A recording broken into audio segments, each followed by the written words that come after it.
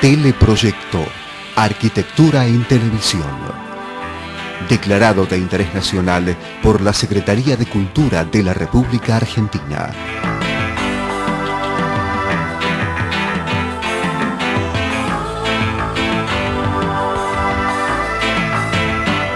Dirección General, Francisco Fasano.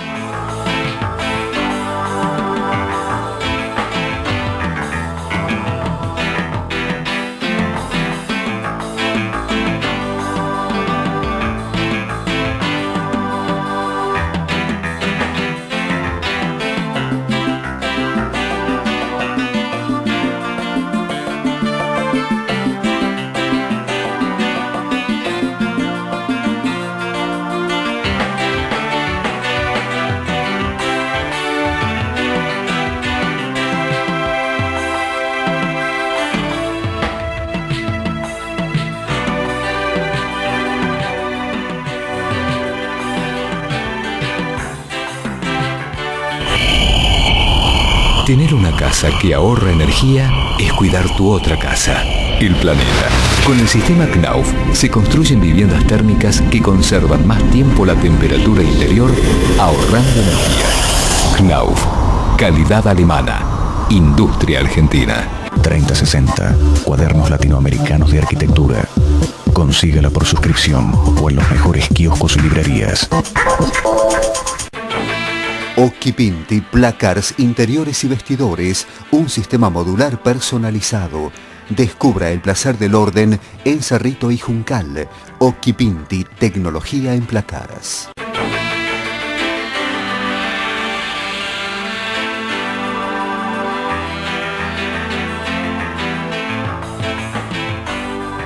Hola, bienvenidos a una nueva emisión de Teleproyecto, sinónimo de arquitectura en televisión e internet. Desde 1991, compartiendo con todos ustedes la actualidad del ejercicio profesional en diversas partes del mundo.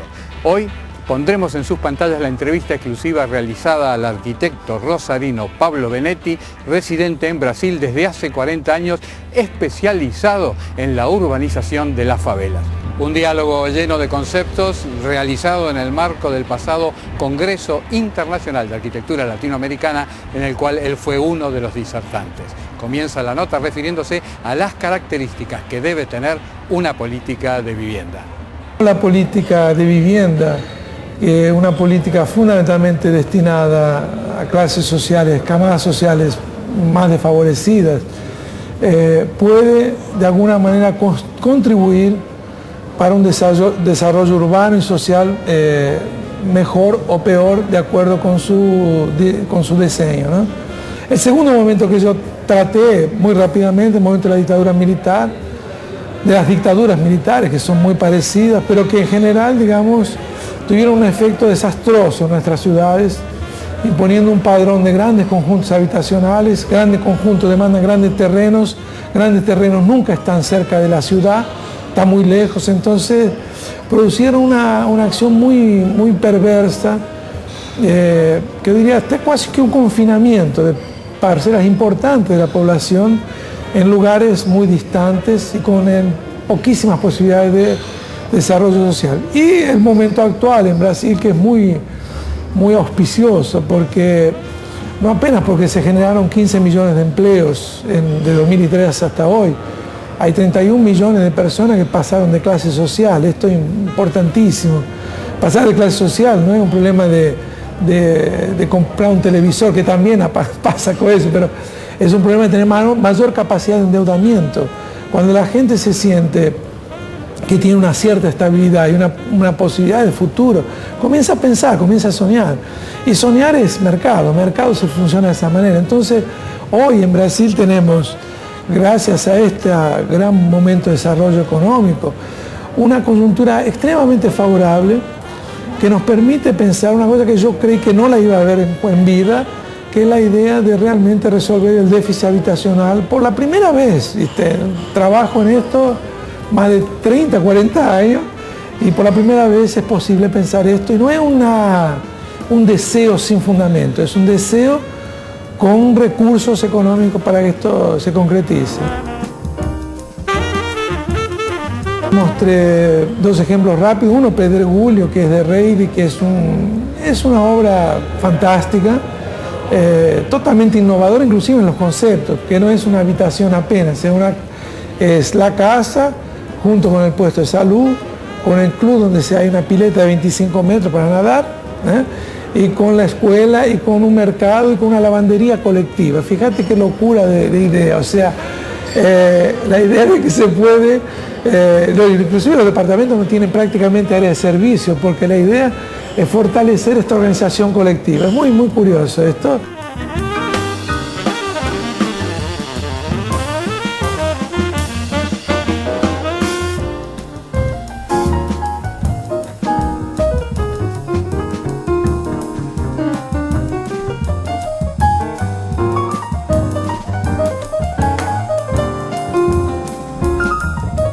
Mostré ejemplos de la dictadura muy triste, inclusive uno de aquí de Rosario, Villagragos y Rueda, donde son grandes operaciones urbanas con enorme impacto negativo en la ciudad, con espacios que quedan entre los edificios que no tienen ningún valor, que son generalmente apropiados por todo tipo de delincuencia o de actos delictivos.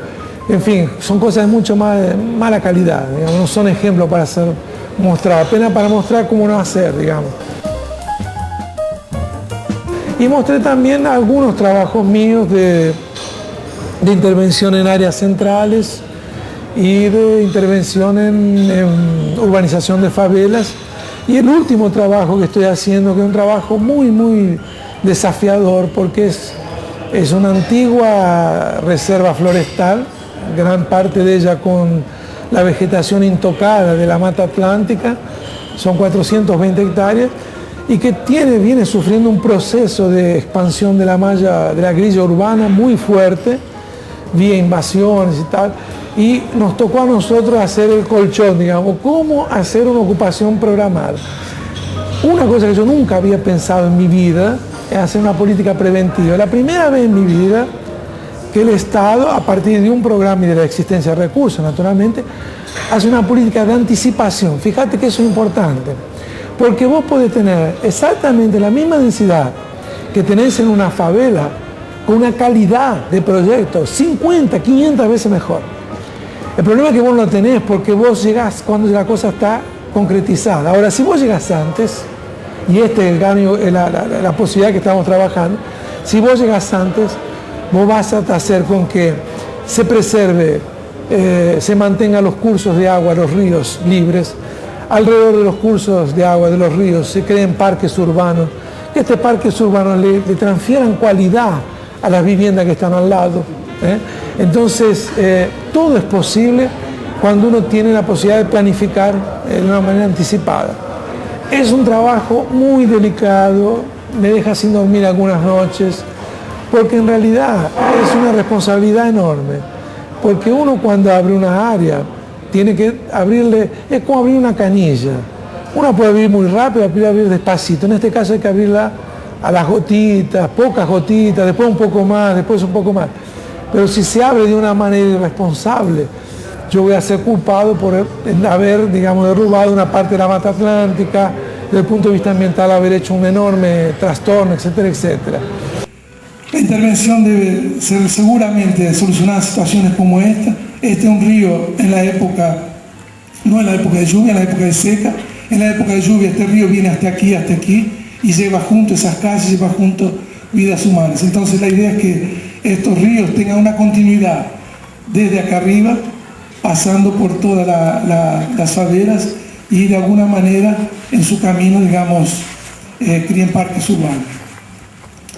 Como este caso de aquí, donde todas estas casas que están en rojo serán removidas.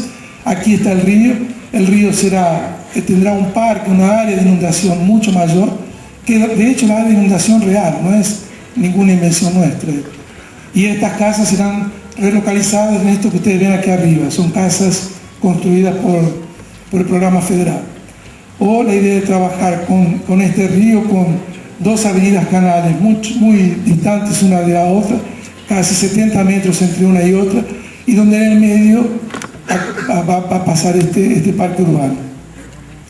Las habitaciones de reasentamiento son habitaciones para la gente que estaba en esta situación de aquí, o sea, para esta gente que está aquí, son este pequeño conjunto habitacional de dos pisos.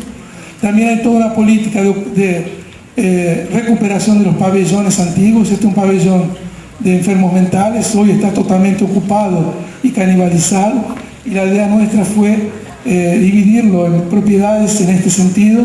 Todas las casitas son casitas de dúplex que de alguna manera permiten que las familias que hoy están viviendo en ese lugar vuelvan al lugar, pero vuelvan a vivir con mayor dignidad. O en este caso, donde otros pabellones también, de alguna manera, que son un poco la memoria de la enfermedad mental, de tratamiento de los enfermos mentales, se ha recuperado también para fines habitacionales. O también, en este caso, un antiguo galpón que lo vamos a recuperar para transformarlo en esta guardería. Son operaciones desafiadoras porque colocan todo el capital conceptual que uno tiene al servicio de un trabajo que no es un trabajo apenas de vivienda. Fíjate, lo que más fácil ahí es la vivienda.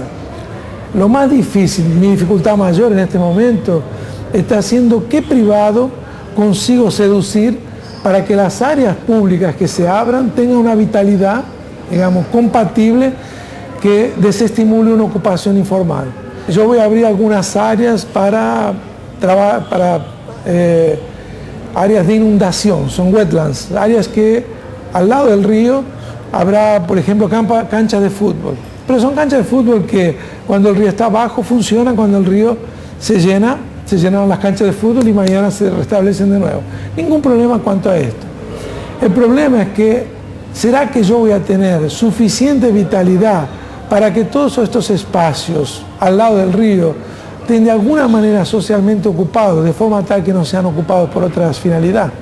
Es una duda. Las habitaciones informales en Brasil, en el mundo entero, crecen exactamente en aquellas áreas donde el dominio de la propiedad de la tierra es confuso, es difuso.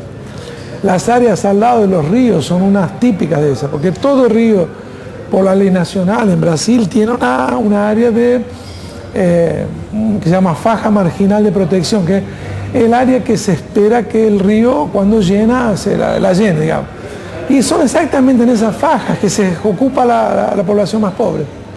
Y vive en condiciones inclusive muy tristes, ¿no? Ahora, en enero pasado, en este lugar que estoy trabajando, murieron 2 familias.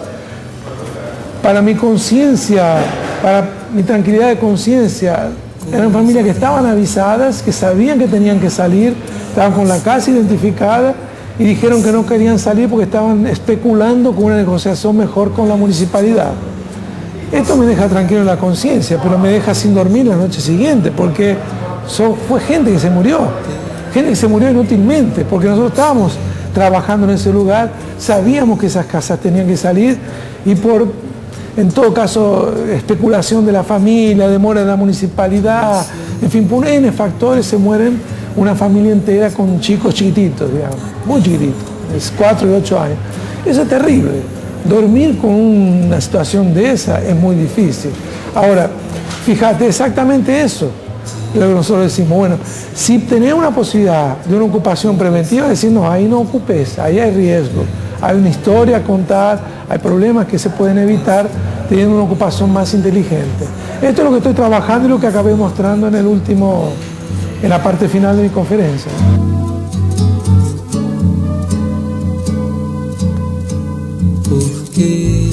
¿Cómo podés evitar, creo que ese es el dilema, ¿no? Evitar que ante la necesidad no ocupen esos espacios, porque por el otro lado está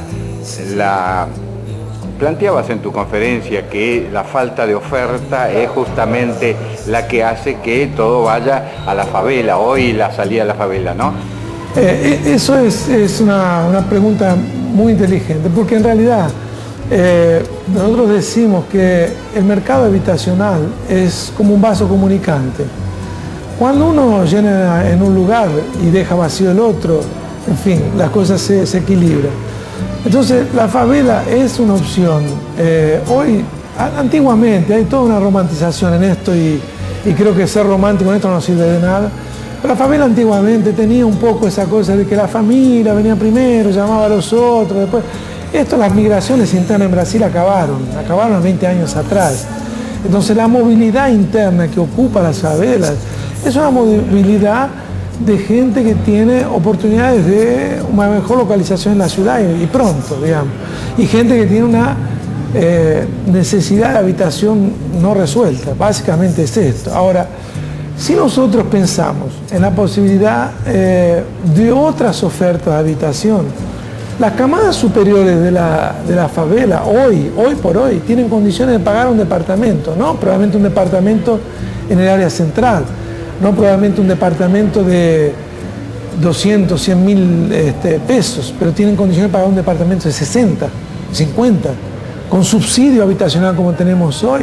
Entonces, ¿qué es lo que pasa? Fíjate, si la camada superior de la favela comienza a desplazarse, comienza a pensar en otras oportunidades, abre espacio para que las camadas inferiores dentro de la favela se vayan relocalizando. La favela tiene una enorme virtud, que tiene una red social. También esto hay un poco de romantización, pero en parte funciona, sobre todo a partir de las iglesias y de algunas asociaciones civiles. Tiene una red social que muchas veces es funcional para ubicarse en la sociedad. El compadre que le consigue un empleo, el tipo que le consigue una entrevista con un médico a un chico, o es el amigo que le consigue un lugar en una escuela para el otro, o que le da una información de un curso de carpintería o de metalúrgica. Entonces, esa red social, o es la señora de edad que le cuida a los chicos, a la mujer que va a trabajar. Entonces, esa red social en la favela, en circuitos limitados, esto dejo muy claro, porque si no se parece que es un mundo idílico donde todo el mundo se da bien, todo el mundo se quiere, y no es así. Todo el mundo paz y amor y con flores, porque no, realmente no es así. Hay conflicto como en cualquier lugar de la ciudad. Pero en algunos ámbitos más restrictos esto más o menos funciona. De la misma manera que funciona en barrios populares. Esto no es diferente entre favela y cosas. Entonces muchas veces la gente está localizada en la favela porque tiene un poco esta posibilidad, esta red. Pero hay otros que no tienen esta posibilidad. Entonces, lo que creo que es importante es aumentar la oferta. Y digo más, no la oferta de un objeto único, la oferta de objetos variados de vivienda. O sea, vivienda en varios lugares, vivienda de varios tamaños, vivienda más barata, vivienda con lote, vivienda sin lote, vivienda para que quiere criar gallina tenga, para que no quiere criar gallina no tenga, para que quiere tener un taller metalúrgico tenga una. O sea, vivienda es un objeto extremadamente complejo, y decir vivienda no dice nada, digamos, porque en realidad dice todo y no dice nada. O sea, todos son habitación, pero todos son diferentes. Entonces, dar una oferta de vivienda de mucha variedad, creo que es la solución para disminuir esta presión de ocupación. Parte de esta ocupación, estas invasiones son invasiones especulativas, es importante que se diga. Son gente que gana mucho dinero, pero no poco dinero, mucho dinero. En este lugar que yo estoy trabajando, que era una antigua colonia de enfermos mentales, por tanto tenía una área enorme, porque se pensaba que el trabajo agrícola hacía bien a la cabeza. Entonces a veces, entonces era la idea de que se cultivaba la tierra y la gente mejoraba. Entonces era una extensión de 420 hectáreas, muy, muy grande. Yo conocí dirigentes, presidentes de asociaciones de vecinos, esto lo digo aquí en Buenos Aires, porque no estoy en Brasil, que son claramente especuladores. O sea, tipos que organizaron invasiones de pedazos de lotes y después los lotearon, los vendieron y ganaron mucho dinero. O que ellos mismos se los apropiaron para hacer departamentos para alquilar. En esta favela, por ejemplo, el mercado de alquiler es enorme, enorme. O sea, hay un mercado de alquiler que por lo menos agarra más o menos 10, 15% de la favela. No es poco. 10, 15% de una favela en un mercado de alquiler es mucho. Entonces, este mercado de alquiler es comandado por algunas, digamos, entre comillas, mafias. No sé si llegan a ser mafias, porque no tienen probablemente tanta organización, pero sí, se aprovecha un poco de la ilegalidad, una ilegalidad permitida, en definitiva, que desencadena este proceso, ¿no? En 95, cuando hice el primer concurso de Favela Barrio, en mi memorial de concurso que me hizo ganar el concurso, yo colocaba como sueño de futuro desdensificar las favelas, o sea, destruir parte, entre comillas, cambiar parte de habitación por equipamientos, espacios colectivos. Y en esta, la primera vez en mi trabajo de favela, que voy a conseguir hacerlo de una manera más radical, inclusive con el consentimiento de las propias familias, que eso es lo más importante, o sea, sacar algunas casas y colocarlas en otros lugares.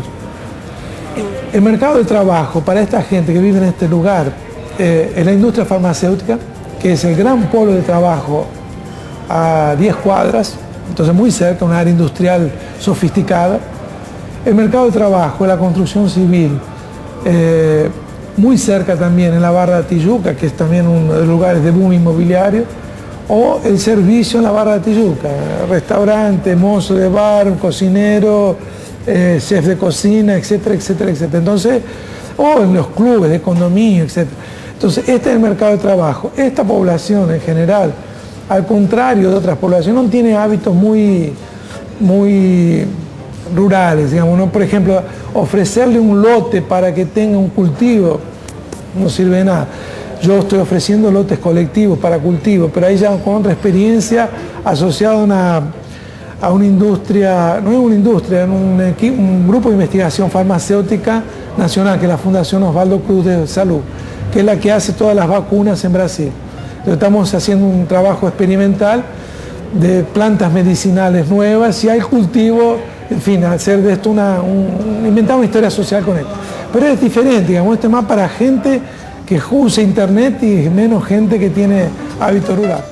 Tiene sí un pensamiento de, bueno, si mañana el tipo quiere abrir un pequeño comercio va a tener una facilidad. Yo le dejé un espacio que la municipalidad se enloquece, porque dice que yo estoy dejando espacio, que después no lo van a controlar. Claro, todas estas cosas son de trabajo, ¿no? Pero básicamente son viviendas urbanas, diría así, ¿no? No tienen una particularidad como tienen otras casas que ya hice en otros lugares y en otros contextos dentro de la propia ciudad, ¿no? No muy lejos inclusive de este, ¿no?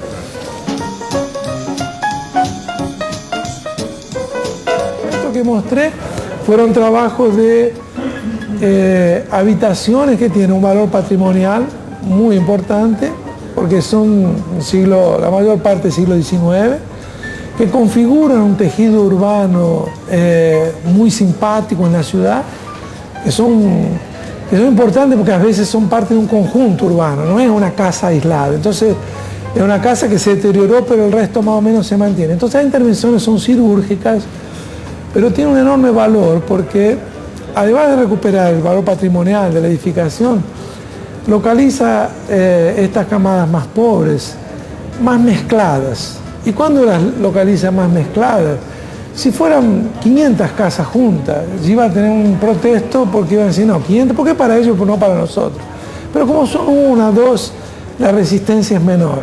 Uno comienza a solucionar un problema urbano, que es el abandono del centro, o sea, le pone gente que se sale a la noche, sale al día, que se tiene movimiento durante 24 horas prácticamente, le pone gente, le contribuye para la ciudad, y al mismo tiempo para el habitante pobre eventualmente que se localiza en ese lugar es una ganancia enorme de calidad de vida, porque tiene la posibilidad o de ir a un teatro gratis, o de un centro cultural que no paga, o de tener un acceso a un curso también gratis, o de, en fin, de tener un transporte que lo lleva a cualquier lugar. O sea, el mundo se torna mayor.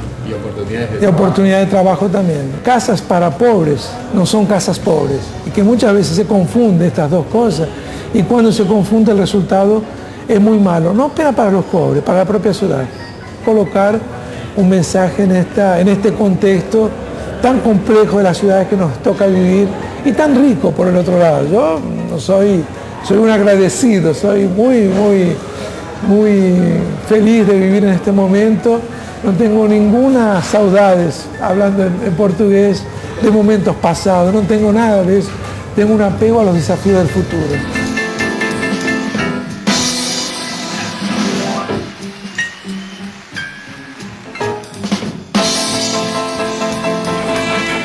de esta forma vamos llegando al final del presente programa de colección de Teleproyecto, sinónimo de arquitectura en televisión e internet. Una aventura de comunicación que nació allá por el año 1991 y que continúa semana a semana en forma ininterrumpida junto a ustedes, compartiendo la actualidad del ejercicio profesional en diversas partes del mundo. Hoy, con la entrevista exclusiva al arquitecto Pablo Benetti y unos conceptos que debemos de tener presentes, ya que en nuestro país estamos en este momento por abordar temáticas similares. Bueno, por hoy nada más, nos vamos despidiendo hasta dentro de 7 días, siempre a esta misma hora y por esta misma señal, o hasta cualquier momento, cualquier día, a cualquier hora, en alguna de las herramientas digitales que ponemos a su disposición. Nuestro sitio web, el nuevo blog de Teleproyecto, YouTube y todo interactuado con las plataformas de Facebook y Twitter. Como siempre decimos, será hasta cualquier momento.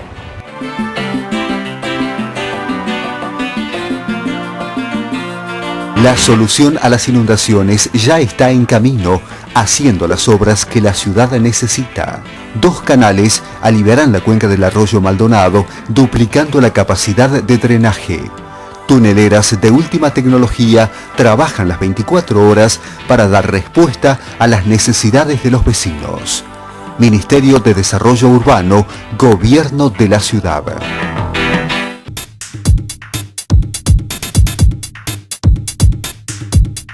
Facultad de Arquitectura, Diseño, Arte y Urbanismo de la Universidad de Morón.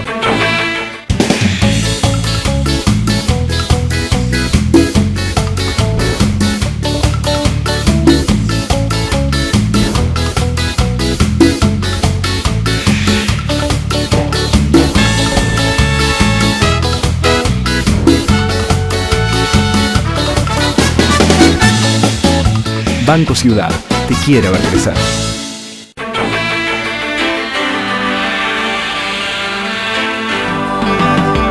Fue una producción de Teleproyecto, www.teleproyecto.net.